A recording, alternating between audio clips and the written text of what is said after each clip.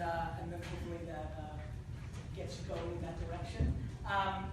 So I'm going to give you a little bit about my background because I think it's actually quite important for the context of this group because I think we actually have some pretty aggressive similarities, which is what I'm about to talk about and how I built my things in my life were predicated on not having any money. And so not having the big budgets that other people have, and I think is very grounded in practicality. So I was born in the Soviet Union. I came to the US when I was a kid. We were super poor. I lived in a studio apartment with my family in Queens. My dad got a $2 an hour job as a stockboy in a liquor store in New Jersey. He eventually became the manager of that store, and we moved to New Jersey. That's where my kind of entrepreneurial career began. As a 6, 7, 8-year-old, had a lemonade stand franchise, 6 or 7 lemonade stands around New Jersey where I used to ride my little big wheels around and pick up my cash. As a 12, 13-year-old, I sold baseball cards and did quite well. And I was just going to be a businessman. That was my whole life. That's what I wanted to be. That's who I thought I was. And eventually my dad bought a small liquor store in Springfield, New Jersey. And lived the American dream. My parents are very much my heroes. Really established a life for us. And I always tell my friends, I probably lived a lot of people in this room's grandparents' life much more than the people in the room. And so very immigrant kind of story. When I got involved in my dad's business, somewhere around 16, 17, I realized that people collected wine. And that was the first time I was interested in what my dad was doing. I wasn't super pumped about selling Coors Light or Johnny Walker, but this idea of collecting wine, which reminded me of collecting sports cards. There was the Beckett baseball card guide, and wine, there was the Wine Spectator. I'm like, okay. It began the process of me thinking maybe I could do something in my family business, which was interesting to me, though what we were doing wasn't. Sure enough, as I went down that rabbit hole, it became very interesting to me. There's ratings, I'm sure some of you may know some of these things about wine, and I got passionate about it. And I decided that's what I want to do with my life. My plan was that I was going to open up 4,000 wine shops across the whole country, eventually sell them all, and buy the New York Jets. That was the plan.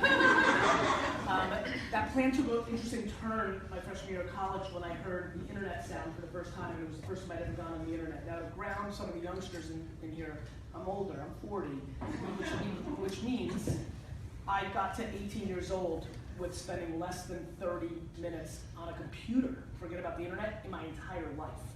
So the first time I'm on the internet, it is so foreign, I really can't even fundamentally understand how it's happening, but within a couple of hours, I was on a bulletin board in AOL where people were selling and trading baseball cards. And literally within the first 24 hours of ever being on the internet, I completely knew within that second, in the same way that I married my wife on our first date, I knew the same way that this thing was going to fundamentally change my life. And within a year and a half, I launched one of the first e-commerce wine businesses in America in 1996 called WineLibrary.com. This is where it starts connecting with you guys. I took over my dad's business in 1998, day-to-day operations. I grew that business from a $3 to a $65 million business in 5 years with no cash infusion, with very little money. It was a $3 million a year business that had $300,000 a year in profit before expenses. So there was no marketing budget. My marketing budget in 1997, 1998, 1999, 2000 was in the ballpark of $15,000, $18,000, $27,000. And yet I was able to build one of the fastest growing businesses in that industry of what I really want to talk to you about today. Social media. Social media is a slang term. Just to ground it, there is no social media. It is a term that we use to reference the current state of the internet. The current state of the internet is what social media is. If you believe what I believe, and I guess Sam has my phone, that the cell phone is now the primary device in our society, and if you understand that over 50% of people's attention and time in the world, not 14-year-old girls, 70-year-old dudes, in Iowa, the collective, that over 50% of their time is spent on social networks inside that phone, you start understanding that we are living through the biggest communication shift of our time. And I'm going to tell you something right now, and this is with all due respect, and I don't need to know what's going on with you, because this is even including me in this room. We are all grossly underestimating what's actually happening.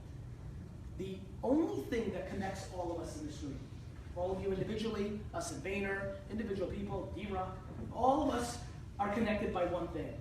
You need somebody's attention first before you can tell them how great your thing is. Before I can tell somebody how great my book is, or how delicious that beef jerky is, or how great your museum is, or how wonderful your song is, or how awesome your clothes are, before you can do that, you need somebody's attention.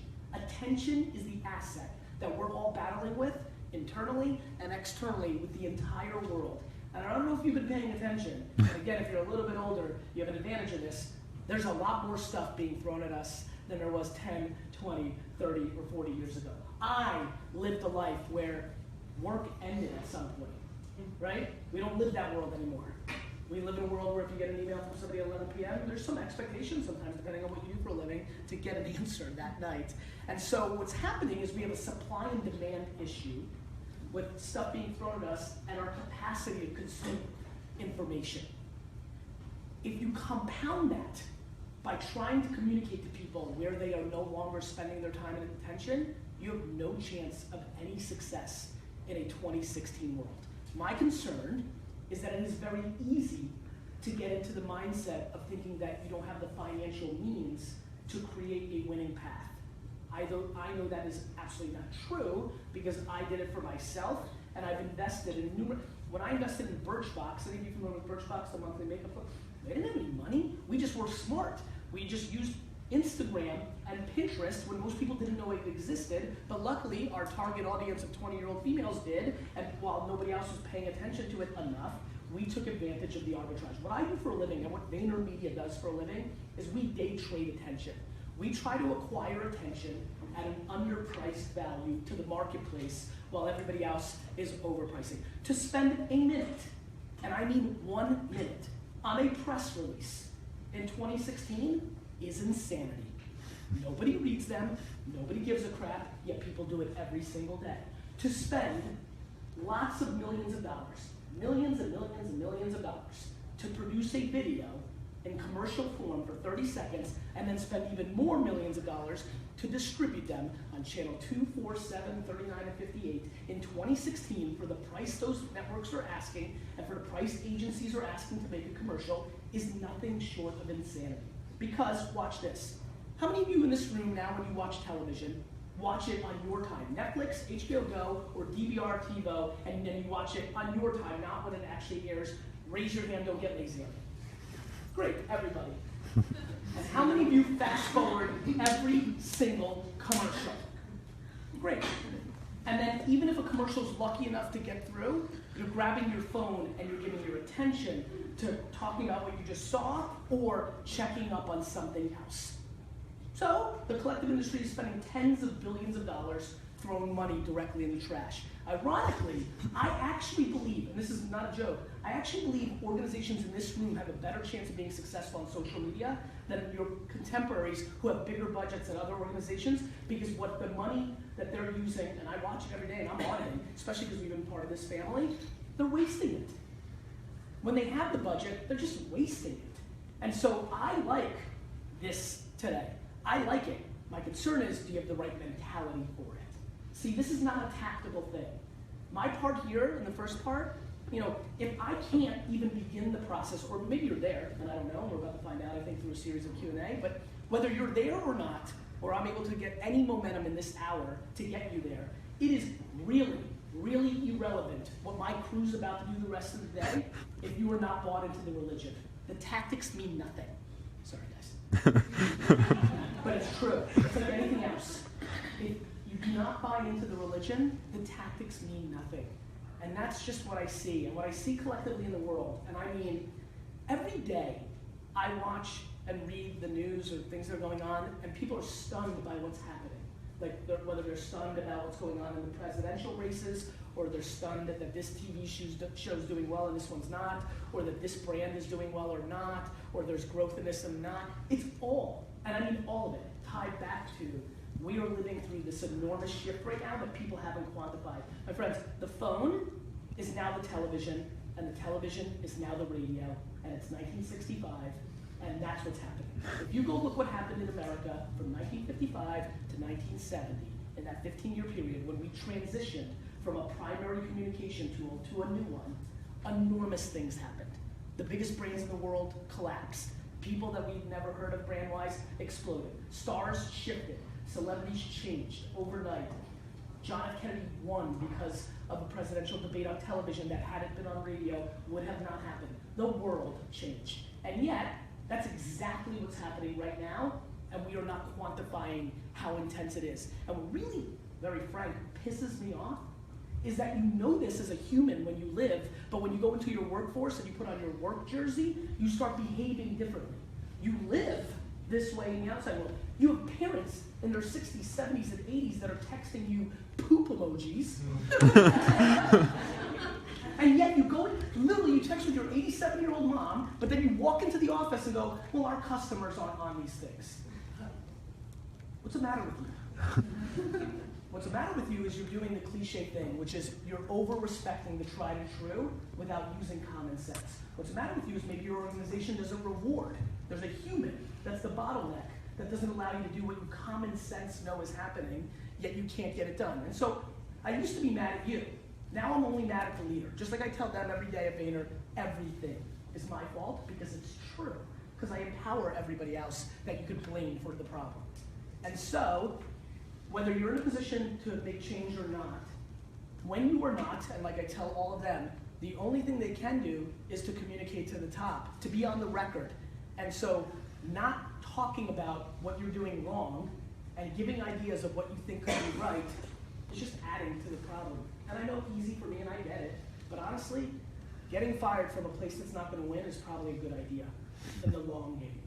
And that's the truth. And so, I think first you have to be grounded, and I'm curious if you're grounded in the belief that I am, which is there's a stunning misunderstanding that there's billions of dollars of transactions happening in Facebook.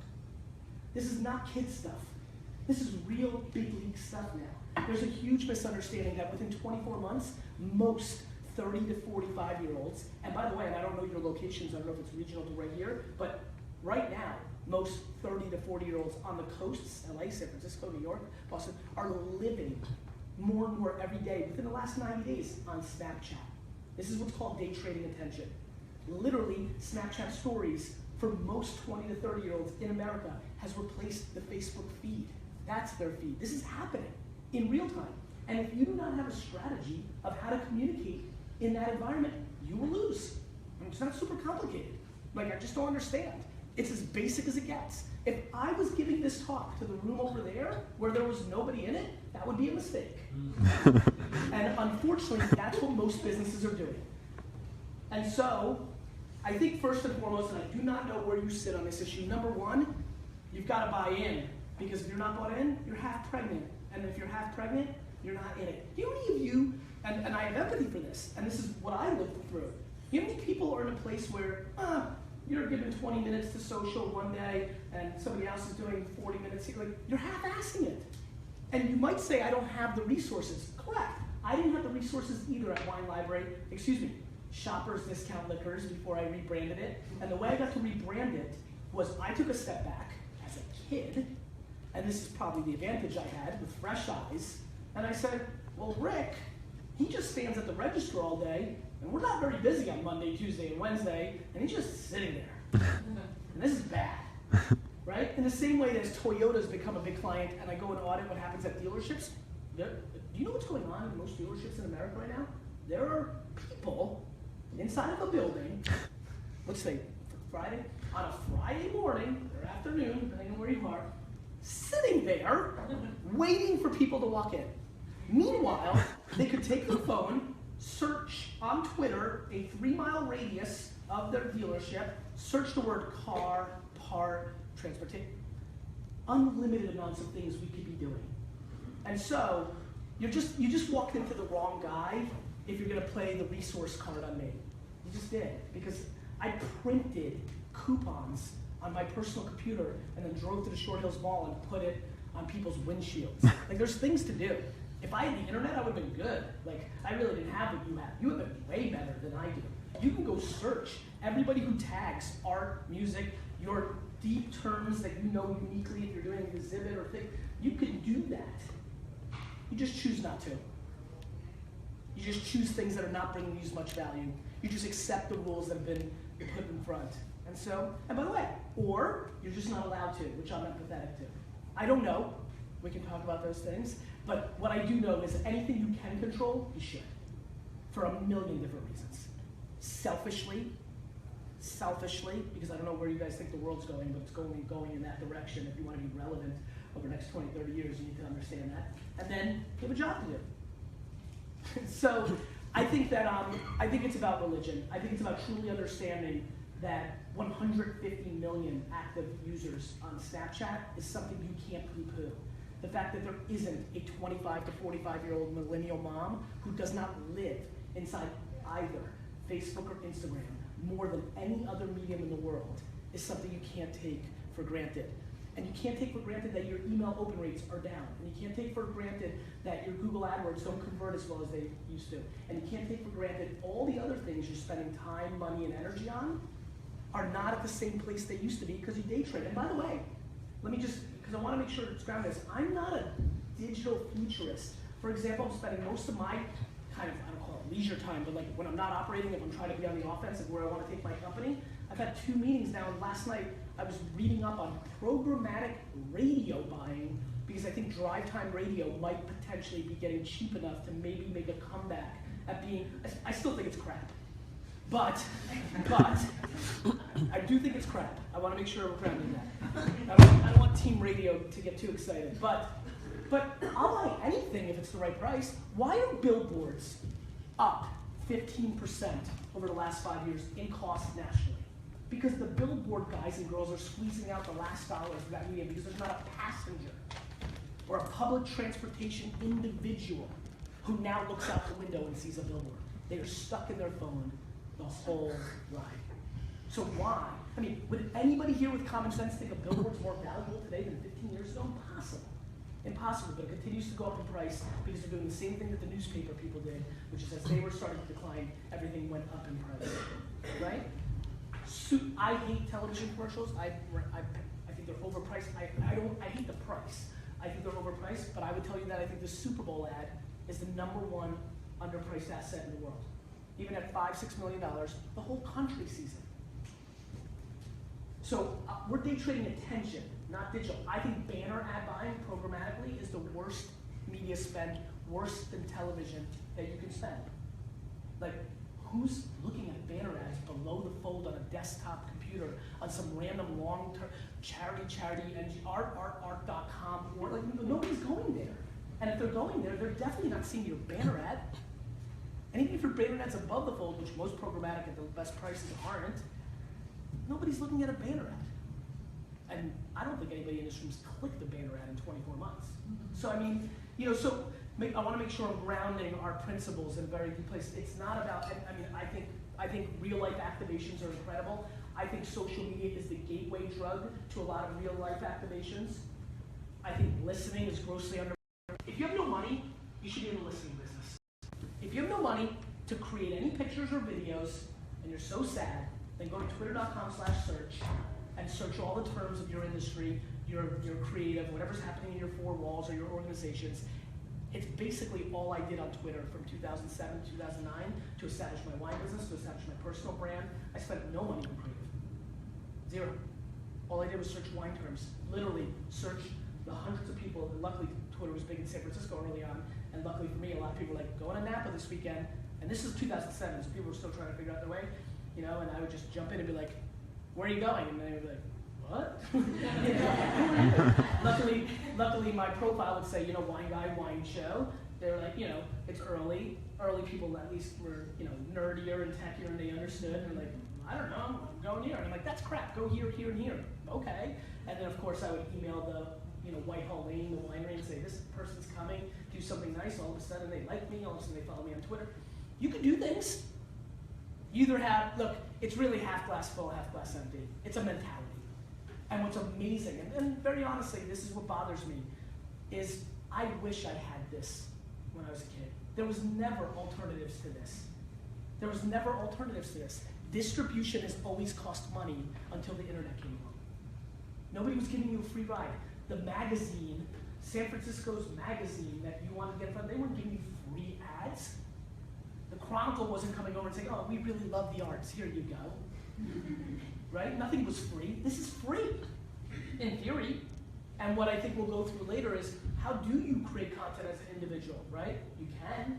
You might not be good at it. And so, but you would be stunned if you went to Twitter. I mean, this is where Twitter is unbelievably declining and unbelievably still the most important platform.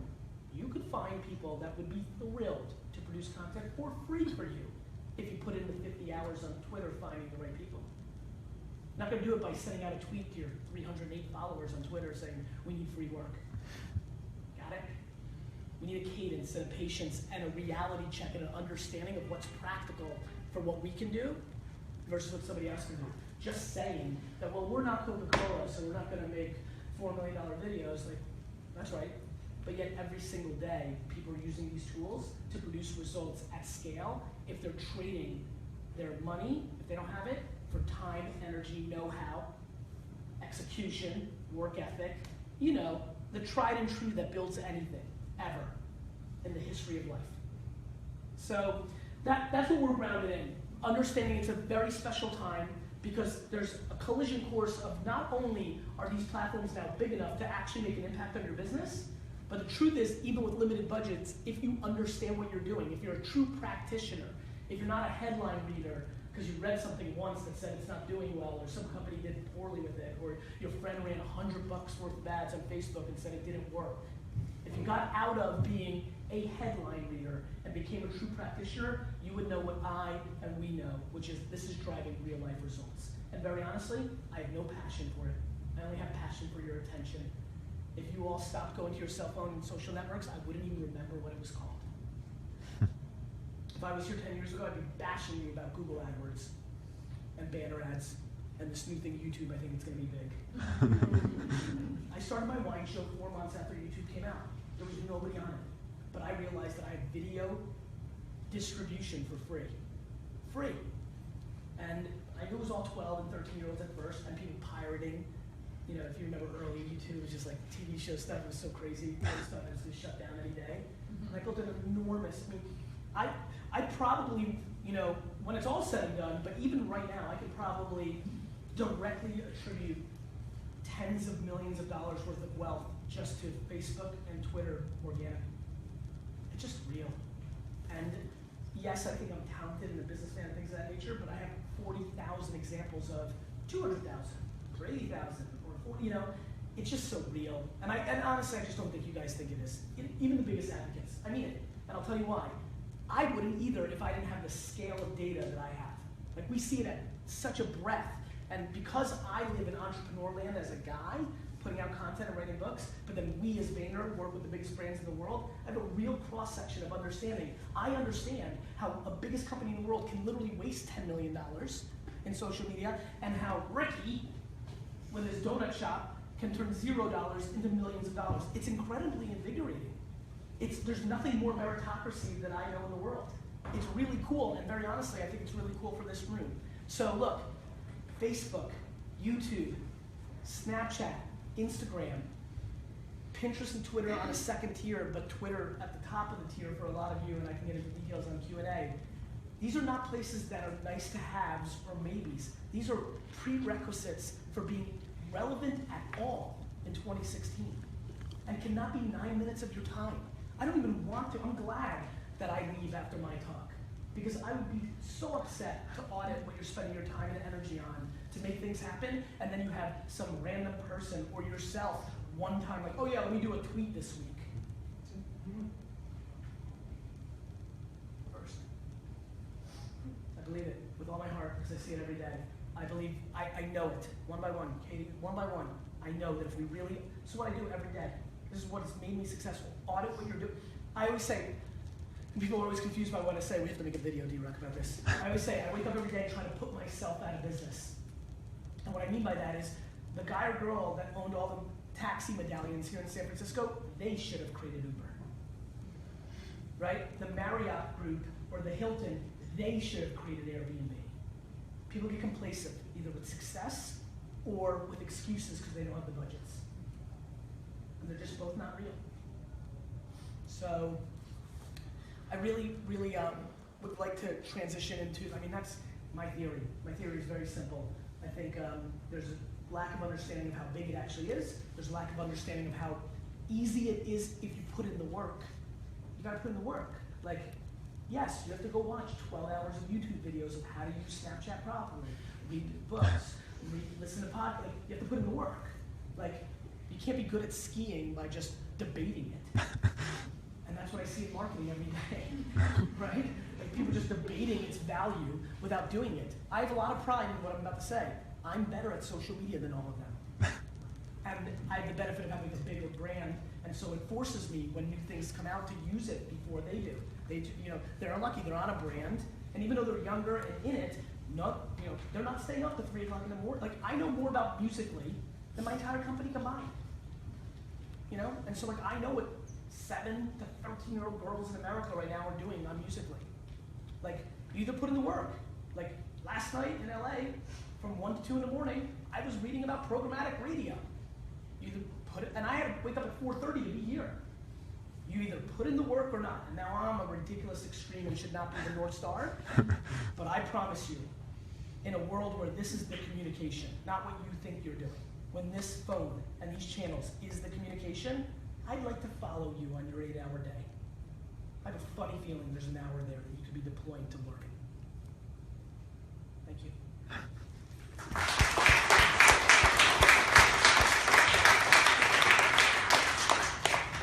A little aggressive there. you know what's funny? It's coming from such a, and I hope you feel this, and maybe you'll soften up a little Q&A right now. It's just coming from a place of, it's so good. It's so good, and I'm just like, pounded every day. I mean, I get 500, that's what I read on the way up here, just email after email of like, I can't, and how, and that, like, you just, like, you can, and you should, and more importantly, you have to, right? So, with that thesis, please, let's fire away with some questions. You can go in any direction. You want to get very tactical about one thing you're doing. You want to ask why this thing's not doing well. You want to go general or higher level. You want to give me why your world is different, and so how we can connect the pipes. Let's do it. Who's got a question? Yes, Thor. What's your name? Nancy. Nancy. With San Francisco Performances. How are you? Good. Good. I would like to know more about when you're talking about the top tier social media outlets that we need to learn. Yes. And then the second tiers. And then a little bit about, like, if we were to be able to convince everyone in our organization to drop the Chronicle and banner ads and that sort of thing, staffing level wise, because if we're talking resources for nonprofits, it's Sure. people.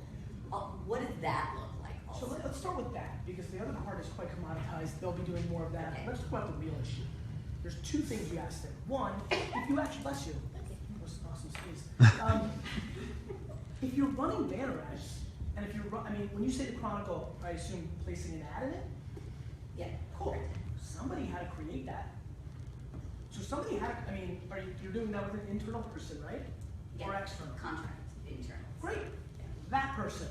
And if Sally can do what we need for Instagram and Snapchat and Facebook in the same way, then great. Because I really don't want Sally to get fired because she's lovely. But if she can't, fire her face. And go find Rick or Susan that can. That's it. The resources is very easy. If you resource banner ads and newspaper ads, then you can resource social. Yes, there's more volume, and so maybe you'll take a little bit more resourcing. But this is a holistic business thing. We can't look at marketing in a silo. If I really was the chairman of the board of this thing, I would look at everything you're spending money on. There was one of the 3, 4 biggest women's magazines in the world. I sat with the CEO. We were going through it, and she, I gave a talk once, and then we did a little project with them, and now she came, she's like, I think I want to hire you all in 17. I'm like, great, I like those talks. And we got into a very high level conversation where her budgets were very low. She's like, look, even if I move this budget to this over here, and I'm like, let's take a step back. And what I undug was there was an event they did every year that they lose $4.1 million on. Lose, because it's a branding exercise. And more importantly, let's call it what it is, because 2 elder statesmen really like it. Got it? So, look, we can talk and make pretend in here, or we can really have the conversation, which is when you sit in this world where there's a lot of emotion and a lot of romance, there's a lot of things that have to happen for you to actually do it. But these are not things that I'm not willing to talk about. We need to talk about them. if we are able to get to this place, the resource is a piece of cake. You know? Like, again, it's really religion, tactics, everything's like that. Everything's like that. And that's what would happen. I mean, when I hear that you're actually doing something, like banner ads or that, you already have a contractor, so dollars have been allocated. We hired a personal social media coach, and it's been amazing. So, you know, look, I mean, it makes a ton of sense to me. Like, I mean, to me, what the job of so many in here is to do is to figure out the politically correct way to get more aggressive. If you, I mean, first of all, if you don't believe, like, listen, I talk in a lot of rooms where people don't fully agree with, I mean, especially get into corporate America, Fortune 500, they really believe in television. Like, you know, like it's fine. Would not be upset if you really believe that this direct mail is the way to go. Like, do your thing. But if you truly do believe that a lot more aggressive resource allocation to this world matters, you've got to figure out how to comms that. And there's so many ways. I mean, it's been amazing. 2 times in the last month, somebody's emailed me and said, I've been trying to figure out how to move my boss to this direction, so I just sent him your videos on YouTube. And he was upset because you curse a lot. I'm being very politically correct right now, but I curse a lot on stage. And he said, but it worked. And so whether it's using a piece of content from the internet like me, whether it's you've known the person for a long time, you just had a frank conversation over lunch, you know, it's been amazing to me what happens when you give people the courage to have the real conversation. Life is predicated on communications, and it starts with the interpersonal communications and decision makers within the organizations. Then you can worry about communicating to the world. So I would say to have the right tough talks, or to figure out who has the leverage. Sometimes I'll have a talk with somebody else because I know that's the influencer of the decision maker. well, a lot of it is me. You know, That's great. because- Then you should go. Then you should go to the bathroom. I need to be so confident. I don't have all the facts. Yeah. You know, to be the persuader. Well, look, I mean, I think that this is what's so amazing about what Bloomberg's doing here. You know, this is an organization. We create this. We're having this moment. I mean, I hope you go to the bathroom, look yourself in the mirror, and say, "Let's get our shit together." What? Like I don't do that every morning. But you know what's so amazing about that, Vance? You know what's amazing about that is I truly believe that if this sparks something, if you spent 10 real hours, Yeah.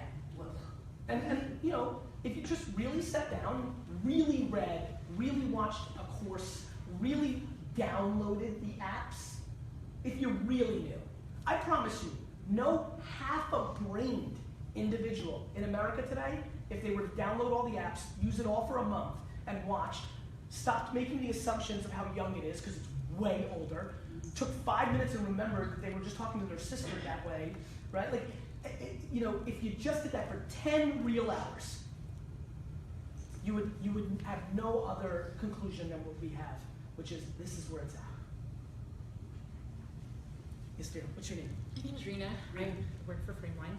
I joined the organization in October. I did a social media audit.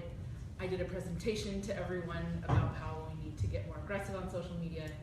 Sort of bought into it. I got some people to start posting when they go to like Berlin and they go to these film festivals. Yeah. Still working on it. Yep. But I spend a lot of my time, and I'm supposed to be the person doing it, on email marketing. Yes. And I've redesigned it to where I don't write anything anymore either. So Smart. it's just pictures. Yes. So our click-through rate has gone up. But in regards to email marketing, how important is that in terms of social I'm a media? huge fan of email, but let me give you a story of my career. In 1997, I had 300,000 people, almost 200,000 people on my email newsletter, and it had 91% open rates. Of course good. It was 1997. Nobody was email marketing. For all of you in here that had email back in 97, do you remember how we rolled? We read every word of every email. Because it was like mail. Like you thought you remember? You almost thought you had to. Like you didn't get a lot of spam back then. And if you signed up for Wine Library's email service, you were into wine. And this wasn't San Francisco, by the way, where wine culture and tech culture were so advanced. This was New Jersey. You know, like this was a different world. And like so, and that newsletter now is at 31%, which is by standard in my wine world pretty good, but not that. And so email's great. Listen, everything is great, but you've got to test it against each other. Resources, efforts, times, energy. And then also, we can't be in the business of marketing for the sake of marketing. So click-through rates on pictures, I say this to Wine Library all the time, like, we can have our open rates be 100%, But if we're selling less wine, I'm not as interested. What I know about social, AKA the internet. And again, I really think for the people that are, how many people here feel like they're the disproportionate advocate for social media within their organization? Raise your hand. I would say for the 5 or 6 of you, 7 of you, I would say you've got to reframe the word. To a decision maker, AKA old white dude a lot of times, right? Or AKA old. It's just true. It's just true. And by the way, I want to make everybody understand, because I see it in 20-year-old decision makers, old in mentality, not by the number. The word social media is small. It's the up-and-coming new little thing that doesn't, it's just there for branding. It's a nice to have. The current state of the internet is a whole different literally, the reason I use it is I'm stunned sitting with like trillion-dollar decision makers. You make that one sentence and literally their whole face changes. So, I'll be right there. So, look, I think you need to be investing in both. I really need to know what the KPI is, right? Like, what I know about social is that it has better lifetime value than banner digital or email marketing in a 3-year window, which is why I'm such a big advocate of it. Because again, if you get somebody into your door, the way you get them into the door is equally important as how they got there. You can run, I love how people, we love email. I'm like, you mean your email service that says, and this is more retail, but maybe you've got this going on, like free, or I don't know what you're doing. When you're getting people in because you're giving them 50% off or free or this and that, their lifetime value is not valuable to you.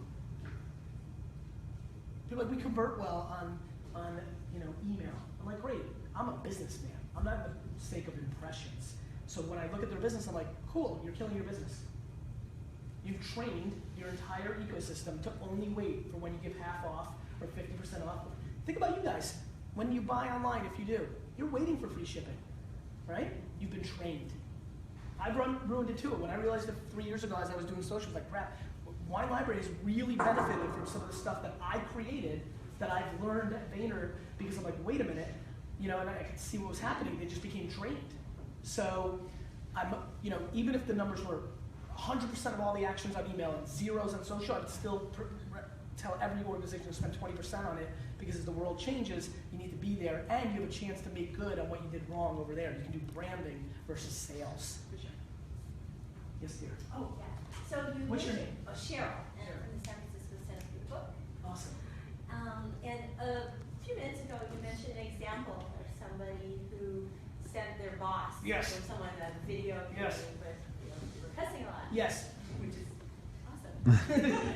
Yeah, it gets the point through. Pay attention. And I want to preface this by saying I buy into the whole beach ball. Yeah. That's my world. Yep. And Pretty beach ball, by the way. but I want to know if you have another video that you can, tell me where to find, that I can send Without cursing? to. Oh no. Oh, with cursing.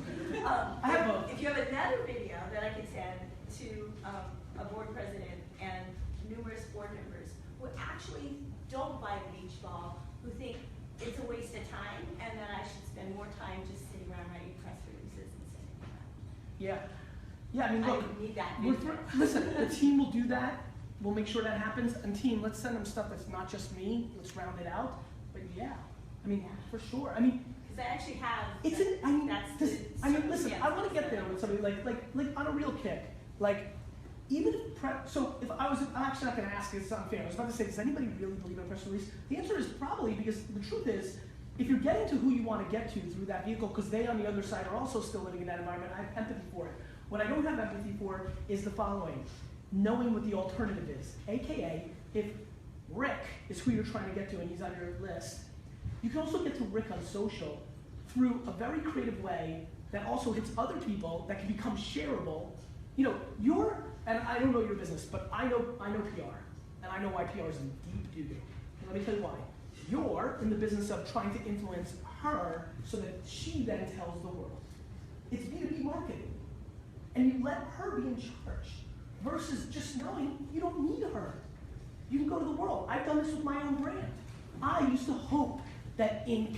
and Fast Company and Business Insider and the Wall Street Journal and Bloomberg, I wish they would pick me up and say something about me. Now I just produce content. put it direct to the consumer. Now they're begging me to distribute my content on their platform. And I think the reason why I'm in this position, I mean, having this situation is because those people that I want to send that video to actually aren't on any of these. They're actually not. No shit. And so, so they don't see any importance. They don't. Because see they're old and finished. And I say it that way, and I'll tell you why I say that. I say it because that's how one should be disrespected when they equally disrespect the end consumer.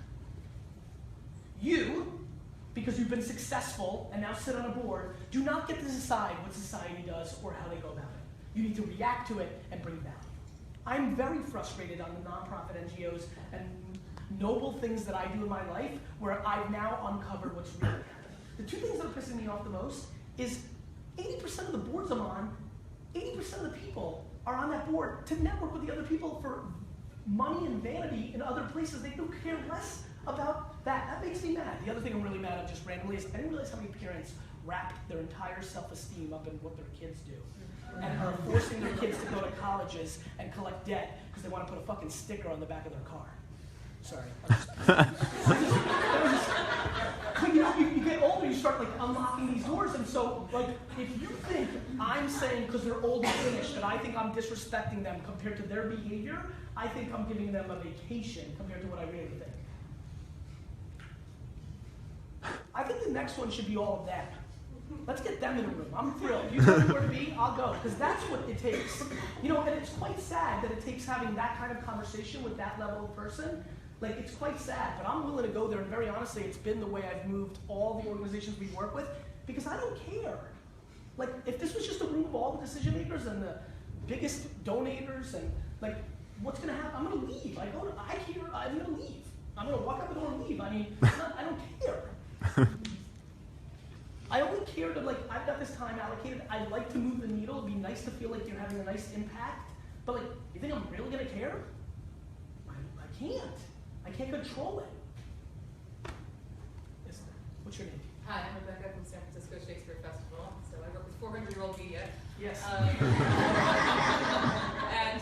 I'm a huge fan of this style. I am really bought into my organization. I'm probably the only one. There's like 2 people on fire right now. Yes. So what I want to know is it's sort of a bigger picture thing. And you say you work 18 hours a day. Yes. And as you know, I totally agree. You don't have to spend money, but you do have to spend time. Yes. And time is money, and yes. Even volunteers cost my time to yes. train, to deal That's with. right. So you have a lot of really happy people who work for you, who like yes. you very much. Yes. What do you do in your organization to get that kind of buy-in, aside from being just charismatic and inspiring, to get the buy-in, to get them to spend the time to work with people who are parents, who need more flexible schedules? What is the culture that you can create to make this work? Well, you know what? I'm really pumped you're asking this here because the San Francisco office over the last 24 months has been the most challenging situation in our company over the last 7 years, right? We've gone through a ton of challenges together, and I love looking at their faces, and here's how we've done it. Caitlin and I have conversation on Tuesday night at 11 o'clock at night because we need to talk stuff out. We've had a series of events that have not gone well at a macro level, and the people that have, and some people have not stayed because it hasn't been easy for them. It's been the difficult part for me, and I've had a travel schedule that hasn't allowed me to be here as much as they've deserved, and I tried to scale it through comms on phone calls and FaceTimes and things of that nature, and the only thing you can do is have communication at scale, right? The only thing you can do is have communication at scale, and so collectively, I'm extremely proud of where my company is. This one, I feel like I feel a great amount of momentum of where we're going, but it's been challenging, and the only thing that can fix it with your spouse, with your children, with your employees, coworkers, and I spend all my time, and they'll tell you, I stand in front, charismatic, and do my thing, and tell them, please talk to me, and they don't. They don't. I let an employee that I knew was cancerous in my organization sit for the last 5 months because I was begging, poking my organization to have one person come and speak to me, and they'll tell you when I leave, like if you want to ask them about it. I'm the most aggressive communicator. My door is open. I will talk to you, I swear to God. And then, when they do it, I do it right away, so then they can tell the other people, it's true, he's not full of crap. And yet, I could not get an entire 50-person department or any of the 300 other people that interacted with this person to fess up and tell me she was bad. It's hard. And I really want it. And I want it more than anybody. And it's hard. So I'm empathetic, but the way you do it is you talk to them. I have a good read on the people in this room at a pretty high level through whatever they were willing to tell me on a one-to-one basis, from the hours I spend on following them, on what they're talking about in my Slack channels in my organization, what they're saying in social media, how they roll, what their friends that have converted and believe me all the way will tell me because they want them to win, right? It's just pure and utter effort. Every organization of the future is going to have to be HR driven because people are the only asset. The skills are commoditized. I could care less about your skills. I just could, because there's too many people that can do it. So I think you have to have that conversation. You have to have it one by one. Some people are motivated by more money. Some people want to move with their future spouse somewhere. Some people want to, work on their side projects. Some people, I don't know. And honestly, it changes. Especially when I have a funny organization. I have 625 people. 75% of them are under 28, right? So their changes in that decade are extreme. From I want to work every minute to I fell in love and I don't want to work anything. You can go anywhere, and then back, and then very honestly, and it's probably the thing I'm most proud of. There's 53 stories I could tell you that I would never tell you that have happened in the last 5 years that are extremely difficult situations. People taking sabbaticals for health, people's parents dying. We are built to take the gut punch of the worst thing that could happen to them. That's how I'm building my company. And so I think the company has to have that at the top because otherwise you're vulnerable. What you can do in the middle is make your versions of it to the best of your ability, right? But it's just communication. It's just making there are stunning amounts of people that, and I agree with you, I like the way you shook your head to it. It is hard. People think free work, there's no free work. The amount of work you put in, and then free work is vulnerable. Then they leave a month later and go, wait a minute, it just took me 3 months, I only got 3 weeks out of it. That's the game. Pay or go that route, right? And so you don't have that, but if you actually, our turnover rate, so when I started hiring COOs and CFOs that came from other, with all of it, our voluntary turnover rate is non-existent compared to the market, and it's because of the stickiness of the comms. We just announced a couple weeks ago a chief heart officer that has been a game changer within our organization. Right away, it's the first thing we talked about. I'm trying to scale it even more. I'm trying to deploy more non-billable hours into my organization to provide them. In the beginning when I pushed it, I knew they didn't know me. In the last 3 years, I know they've gotten to know me a lot better. And yes, have I been able to get 150 people to completely buy in? I have, which is amazing because it's up from 20. But that still leaves 450. And at this point, with the enormous amount of propaganda that I push down their throat, that I mean it, that I realize that I can't win, I now have to find a new move, and that's why I'm scaling an HR department that is going to be the HR department of the future, that if they don't feel they can talk to me, which I get, because they've been they see the videos and the Snapchat. I was in Dallas, I was in New York, Dallas, Chicago, LA, and here in the last 24 hours. And so they're being nice to me a lot of times, I don't want to bother, but their little problems that are their biggest problems, they may deploy that it's a little problem to me, and it's very nice of them, and they're doing it out of kindness, but it's their biggest problem, which means it's my biggest problem. Talking. Yes? Hi, I'm Maggie. I'm with the Cypress String Quartet. I had a question about, so I work with founders of the organization for musicians, and I think there seems to be a fear of anything we put out has to be vetted by everyone, and there's a real fear of being off-brand messaging or pissing off someone or some kind of, there's a real fear of producing enough content where you can get kind of a role. Momentum. Yeah, and I'm wondering if there's information or videos or something you can point to that would kind of reduce the level of fear around that. Is there a singular piece of speed over perfection? Okay. So, damn it. so it's the 4 founders' faults. And so you got to have that conversation. 1 or 2 or 3 or 4 of the founders, may like the control. So this whole on-brand thing doesn't exist. On-brand is only to the consumer. They want the control of on-brand because it's their baby. So we need to address that. Number 2, piss anybody off. What are we talking about? Do you understand what's going on in the world? Did anybody read the Panama papers? Like does anybody understand murder happens every, like, you're not gonna piss anybody off. Like this notion that you're gonna put out, do you really think you're capable of putting out a piece of content that's gonna so piss everybody off that they're gonna stop donating? Like, this is not how it works. Like, it's like, you know, but you have to have, like, what happens is, you know, a lot of times, it's interesting, I'm using the other part of my brain right now, auditing what I'm doing in this room while I'm doing it, and it's funny, I just realized, I come with such gusto because I'm hoping to pass a little bit to you so that you then go have the real conversation, you know, because that's all it takes. You gotta tell them. Yeah. You gotta tell them there's no, what are you gonna draw a dick pic on a Snapchat? like what's gonna happen? By the way, even if you did that, you'd probably gain more 20 years. Where are we? Like, where are we? Like, let's start having the conversations. And then you've got to be honest to them, which is creative. And now, so this is back to last time, this is a creative hub for us. Creative is subjective. And what creative is some people like this beach ball, some don't. Some would have liked it if it was jet-colored green. Others, it's just, you know, what have you. And so you've got to tell them that it's nice that the four of you want to be on brand. That lives in each of your individual head as one. You don't even all align on it, and then the world doesn't care. You've got to say that. And then you've got to see how they react. Because the reason I do what I'm doing right now, I'm telling you, is it's stunning that 8 out of every 10 times that I've been able to audit what happens next goes quite positive as long as you do it with respect. Because you go on the offense.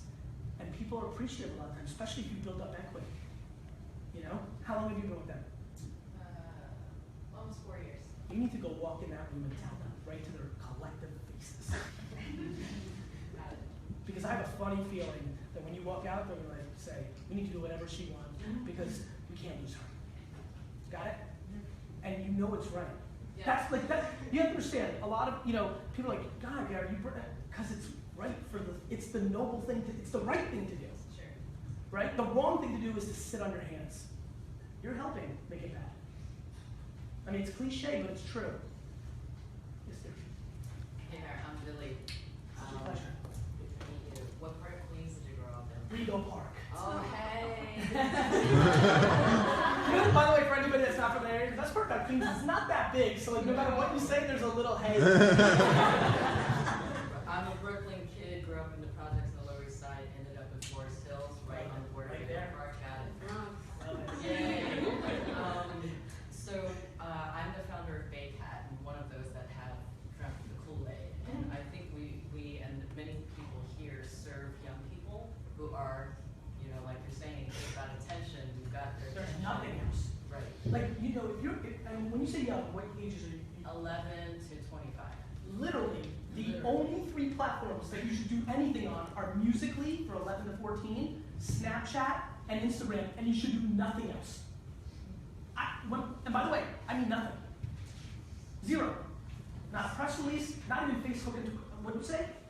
11 to? 11 to 25. Look, I think Facebook is unbelievable, and I think Twitter's unbelievable, and I think Twitter search a little bit, especially for 16 to 25. But in a world where I know that you don't have unlimited resources, right? Musical.ly, Snapchat, and Instagram only. And you know what's crazy about that? Literally 12 months ago, it could have only been Instagram. You know?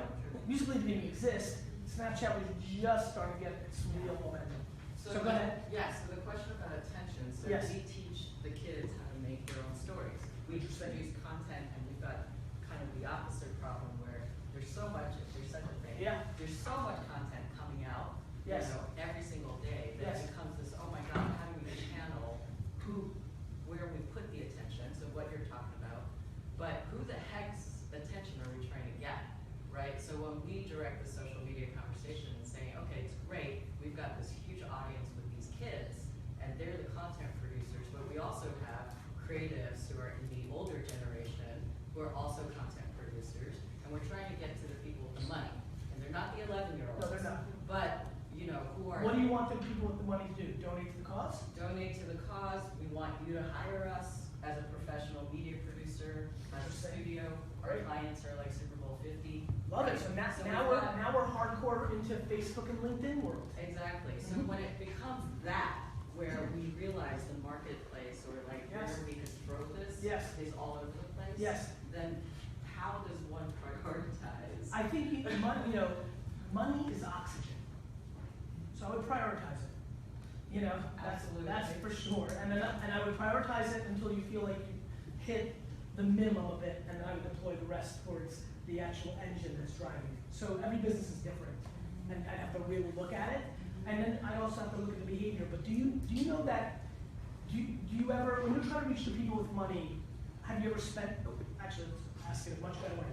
Do you spend any money in any form on advertising? No, So what do? It's all organic. it's all, yes. Can you? Yes. You need to. There's a way to target people on Facebook based on who they work for. Employees of. It's one of the ways you can segment people. If you know who you're trying to reach, you should run ads against employees of. And then what you do is you make the creative predicated on getting those employees to forward that content to that decision maker. A la, does your creative director know? Got it? See where I'm going? Yep. And then you target Wyatt and Kennedy, let's say try to get to them, and then 7 people, whether they're, the front desk person or an account person, forward it to the creative director and build the awareness for you. This is back to being a practitioner versus a headline reader. I would argue most people in this room, I would go as far as 95% don't realize that's one of the targeting capabilities on Facebook. Because you haven't had to, you're not a paid media Facebook. But here's what gets scary. You can reach an entire company sometimes for $40. And then for the kids that you're trying to reach, Snapchat filters are grossly underpriced right now. Go run filters on top of high schools, you will dominate. You're welcome. Yes, my man. So I'm Mark. I'm with the Museum of the African Diaspora, and so you kind of mentioned something earlier. You talked about like Snapchat drawing a dick pic. Like, all right, so but the thing for us, You caught that part. because the thing for me is as being a black museum, Yes. there's all these things that go on that are actually super controversial to some people. That for me as a millennial aren't. But then I share these things, and it's like, oh shit, did he really talk about Beyonce at the Super Bowl, or did he really just hashtag Black Lives Matter with Yes. an image from Kennedy Wyatt? Right. But like some people freak out about these Yes. things. And so the thing is, how do you make the argument to those people who are like, you can get fired over doing stuff like this that is actually essential and you can't ignore it. And I mean, for me personally, I'd rather be on the side where I do that than I don't, because it's important. You're 100% right. You should go have a grown-up conversation of what you just said, and you should move on with your life. Meaning, do it. Hopefully, because you had a grown-up conversation that was articulated properly, you built a little momentum with those people. They moved the needle a little bit. You continue to do it. Something good will happen, because it's funny when you end up on, being on the right side. So it's funny when some of these biggest issues with, same-sex marriage and some of the racial flare-ups that have been happening in the U.S. have happened. I've taken a very interesting stance. I've been policing my acquaintances / pseudo emerging friends on social, because none of my real friends would be doing the things they're doing. It was unbelievable. Tavon Martin and all those things, like Trayvon, that night, I literally DM'd 40 people and said, you do know that your grandkids are gonna see this tweet one day. There's something that a lot of people in here don't wanna know, which is if their grandfather had Twitter, you'd see some stuff that would not make you happy. And I try to remind my friends not to be that grandfather. And so being on the right side of history is always the right move. I'm trying to do it on a business level. You're taking it up a heavy notch. There is no wavering. And if you really mean, and I feel that you mean it, what you said last, there is no conversation. You're better off doing it somewhere else. So now, what I think you do is I think you reverse it and try to do the noble thing. It's kind of weirdly what I think you feel this. It's what I'm doing here. I may do it aggressively or in a different way than most, but I'm doing the right thing here. I'm trying to do the right thing. You do the same thing. Go have those conversations. Tell them this is why you're doing it. Explain to them. Remind them that once many people said that Elvis dancing was the devil. That trends change. Especially within your subculture, things have changed within your subculture in such a positive way. It's not 1960 anymore, thank God, right? And so you have that conversation, you go and do those things. You then, if you want to stay there, and I think you do, it's while you're still there, you highlight some of the positive things that have happened for them instead of the negatives, and you start explaining. It's education and communication. It's really tried and true principles. It's just actually doing them. Your words and thoughts are crap. The execution against them is the game. I mean, we have a sign in our office when you first walk in that says, ideas are shit. And it is bothering a lot of people in my company. And I know it, and I love it, because I want to have that conversation with them about why it's there, which is, you've got to put it into real life. Just do your actions. Hi, I'm Alicia. Hey, I'm Alicia. from German Performance Group. And just kind of piggybacking on what you said and thinking about value exchange, you talked about that. We've upped our social media use and just getting it out there in our company. And there's just 2 full-time people, me and our executive director. So the burden comes on me a lot, getting it out. And so I'm learning a lot. Yes. And so right now we're coming up against trying to reach, we're revamping our education program, we're trying to reach students for our workshops. Okay. And we're coming up against challenges and we're promoting awareness. We've got a lot of people liking posts on Instagram, liking Facebook, but registrants we're getting plenty of awareness, but then it's okay, we're not seeing it in the sales. So I'm here to feedback around that. It sounds like you guys did the wrong thing. It's the truth. This is what I tell people all the time. I don't care how many followers you have. I don't care how many likes you have. This was the big advantage of me growing up as a businessman, not a technologist, right? I never thought having a lot of Twitter followers was the good thing. This is my big argument of how I'm positioned. I hate when I get compared to other social media experts, because I would say, if they're such social media experts, why did they sell 1,000 copies of their book and I sold 100,000 my first week? I don't want to be associated with the other pundits and tastemakers. I'm a businessman. I do this for results. And so, I don't know, but if I would go back and look at what you're doing, maybe, and I don't know, maybe you did behavior that predicated looking for social actions. Maybe the content wasn't geared towards the people that actually buy. People get so caught up in the results for the sake of the results. Some of my friends are real characters, and this is down to friends, not acquaintances. I call them you're literally using your dog and your kids to get more social media likes. And you're doing it because it makes you feel good in the short term, but none of those people are gonna buy your book. I'm literally telling them, I'm cool, you're hacking this. I'm you're not building towards what's right. I'm always out and about saying I'm a businessman. So they know, I wrote a book called Jab, Jab, Jab, Right Hook. Give, give, give, and then ask. I have a so I would tell you one, and let's do this actually. I know you have this book, but I have a funny feeling JJRH is better. So team, I'm gonna donate a copy of that book to anybody who doesn't have it, which is I'm gonna assume is all of you. You should look at it. And that you need a cadence where your jabs were setting up a right hook.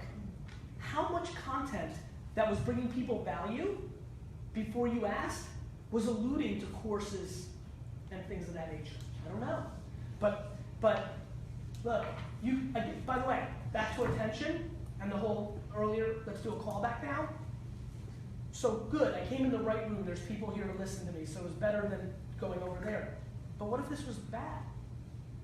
What if I didn't say anything that made sense, or wasn't smart, or wasn't interesting, or you were bored and looking at your phone, or there wasn't anything that you picked up on that you knew those things. The content is the variable. So when people are but we do it, I'm cool. I play basketball too. I'm not LeBron.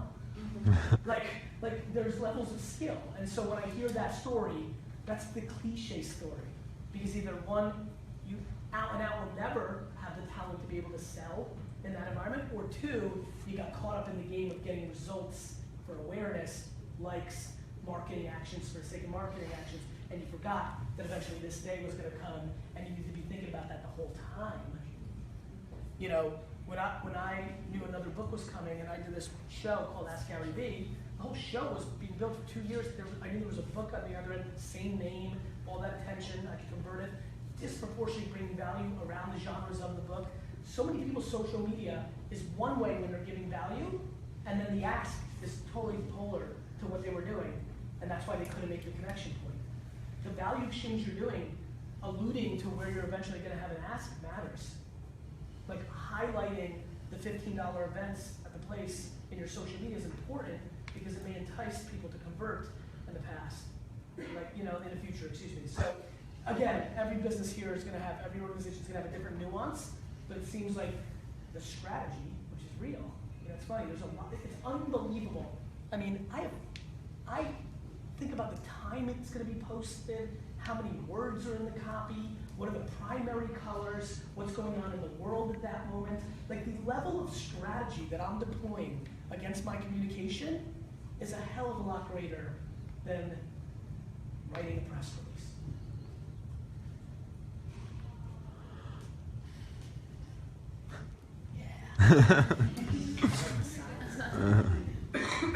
Yes. I'm Katie. I'm with the London King Lions Ballet. And I'm curious about your idea of the importance of live streaming these days, and as well as like the idea of Twitter influencers and how does one even start? So I would, in influencers, I would go 90% to 10% on Instagram over Twitter. Okay. It's not even close. Yeah. So I go way, way heavier to Instagram influencers over Twitter. Mm-hmm. Way. Okay. Because again, if I post something about something on Instagram, I have almost 300,000 followers on Instagram. I have 1.2 million on Twitter. It's not even close. I will get 20x results on Instagram than I will on Twitter because of attention. So that's number one. I think live streaming is quite important. And I think Facebook Live and Periscope are very powerful. And I just think that the content has to be good. Like, video's hard to begin with. Live video's even harder. Like, to hold somebody's attention in time. Like, don't forget, time is the asset. So you're gonna take my time right now? Remember, that's not how we even watch television anymore. By the way, that's the part that pisses me off that I didn't grow up in this era. Remember when, like, if you missed an episode of Wonder Years, you just missed it? And you, like, had to, like, hope to see it in the summer on reruns and then connect the dots? It sucked. So much better now. You know, so anyway, I think there's a lot there, and you know, I think a lot, actually, I'm gonna answer your question even better, and it's gonna help some people here. I think one of the best strategies I've deployed in the last 7 years that separated me from other people giving advice about business is I've given away all my best information for free. All of it. All of it. In a world where my only ask is every 3 years for something that's $18, where my contemporaries are selling $25,000 a month masterminds and $800 ebooks and all this crap to, like, if you want them, you've got to really, really pay. On top of it, everything in that book, for the most part, is free on YouTube. It takes a lot. It depends on how you like consuming information. I think the cliche thing that a ballet or a theater would think is, if we live stream this, nobody's going to buy tickets. What they don't understand is you can reverse it. By live streaming it, you can build up pent-up demand, word of mouth, shareability that leads to other people coming. There's also something that I live on, which is guilting people into things. Like, I literally try to give so much value that eventually you're just like guilted into my ass. And for me, I got lucky because I have a gene that is shared by my mom, but definitely not my dad, that if I build up, I have a lot of equity at Sam. This is a true thing. I actually have a lot of equity at Sam. And if one day I asked something for Sam that was quite low compared to what I believe I built up in equity, and he did not come through, it's stunning how much it doesn't bother me. And I think that's been very good for me in life. It's why I'm a very happy person, but it's also been a very strong strategy of my business. And I think it's one that should be considered to be deployed a little bit more. If you make your money by that, it makes a lot of sense to me why a lot of people, including young thinkers, would not think that's the right move, but I think there's a lot of value in it. I think we're gonna take a quick break. Yeah, we're gonna take a group picture. Okay, amazing. Can I go on somebody's shoulders? Yeah. Guys, thank you so much. I'm done, right? Yeah.